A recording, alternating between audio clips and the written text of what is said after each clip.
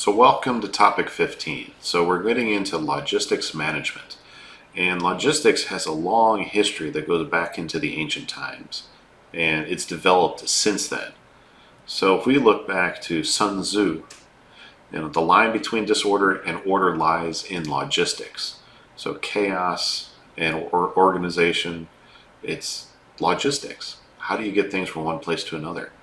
Another one, Alexander the Great, said, "My logisticians are a humorous lot.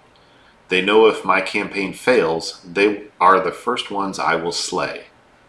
So these great leaders and strategy folks knew logistics was incredibly important to their campaigns. Fighting a war.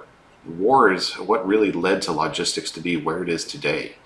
In the United States, our interstate highway system was designed by Eisenhower.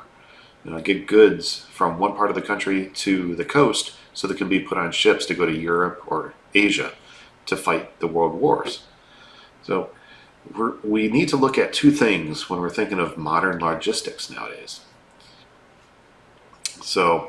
But first, how would the world be without modern logistics? Well, things would actually cost 2 times more. So you would actually have only half the spending power that you do now, because logistics helps maintain a lower inflation rate, because we're able to get goods from one part of the country to the other relatively cost effectively. And that same thing also helps alleviate poverty. So if you think about it, if you're paying twice as much for a good, less people are going to be able to afford it. But because logistics has kept the cost down, our poverty level has been the poverty level threshold has been kept down also.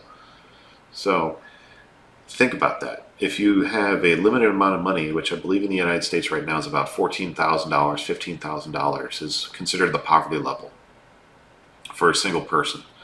Now, think about it. If you have more buying power because you're paying less, so you can spend your money on other things, well, maybe you can spend your money on something to have a little bit of fun with instead of only spending on the necessities.